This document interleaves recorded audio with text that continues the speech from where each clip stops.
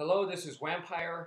For today's video, I want to talk about reality-based self-defense. These are some of my tips for such a scenario. And the funny thing is, this actually happened to me the other day, so I actually used this. So I'm going to show you what I actually used in a real-life situation. Okay, so this is what happened. I was putting gas into my car, and I noticed a vehicle coming around this way, and it pulled over into the next aisle to put in gas, and so it looked like they were going to put in gas. By this time, I had noticed that there were two guys in the car, a driver and one in the passenger seat, okay? And if I had seen them as a threat, based on their car and based on how these two people looked, if I had perceived them as a threat, I guarantee you my weapon would have been out by this point. But because I didn't, my weapon was not out, but I still kept my eye on them, all right? So they parked there, and the driver comes out, okay? If the passenger had come out, okay, there's a big chance that the guy could attack me, and then, you know, the vehicle's already getting ready to take off, so it would be an attack, and then they run off, that type of situation. Because the driver came out, a lot of times you could assume that the driver is the leader, that he's very, very confident in such a scenario. So in this case, the driver came out towards me. When he came out, I immediately knew he was coming towards me. He did, and he started talking to me, all right? One of the things is, when a person is trying to attack you, okay, they have bad intentions towards you, talking can be an excellent tool for them to distract you, okay? They could say something shocking, put you into shock, and while you're freezing, they can attack you. They could say something to just totally throw you off guard, so you start thinking like, what? And then they attack you.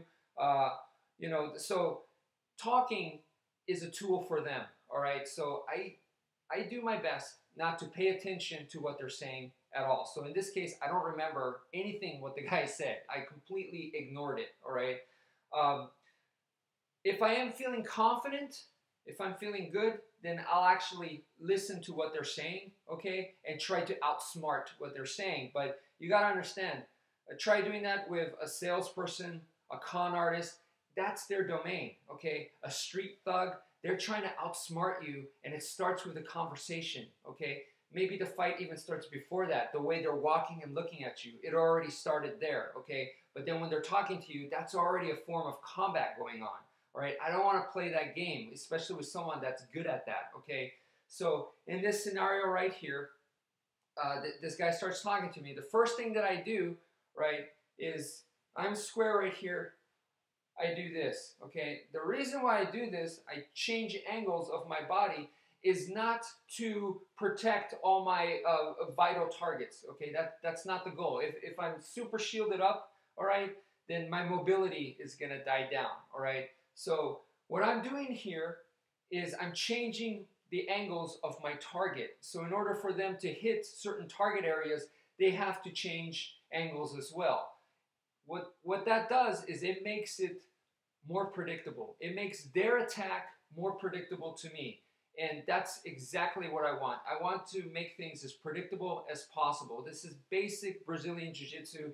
If you're here like this, he can pass my guard either way, okay? Or if I'm just standing like this, he can attack me from left side, right side, or from the center. But if I go like this, now certain angles, certain targets, he has to choose, okay? So it just makes it easier for me to read. The element of surprise is a huge advantage in combat, so I want to take that away as much as possible. So I change my angle like this. The second thing I do is my arms, this hand stays right here.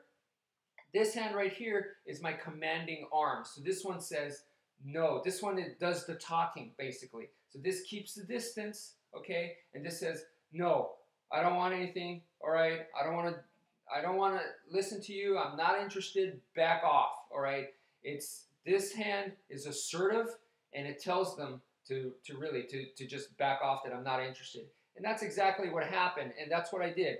I did this, and I said, no, goodbye. And the guy left, okay? I wasn't offensive, but I wasn't weak either, okay? You don't want to perceive yourself as weak, okay? You don't want them to perceive yourself as weak either. So what this is this is a modified police officer stance, okay? A police officer has to come down in a solid stance. This hand is right here, okay, to palm strike, to push them away, draw the weapon, okay? So this is and they can go into a strong stance for shooting or for getting tackled or whatever, okay, for combat. So it's a modified police officer stance, not as extreme. So I don't have to come down all the way down and have this and really have the hand over here like that. It's not that extreme, okay, but it's similar idea. All right, so this hand, once again, is the commanding hand. And it's a lot of body language is what I'm doing. And over here, this hand, the reason why it wasn't my right hand and doing this and saying, hey, back off like that, the reason why it was this hand is because, remember, I did not draw my weapon at this point. I wanted that option. So, and also, I don't want my weapon side to be close to them. So I'm bringing it back over here, okay, and saying, hey, back off, all right? So now that I look back on the situation, everything went well. I've used this stance many, many times against vagrants, some very scary looking people, some iffy looking people, and to great success. I've been fine, all right?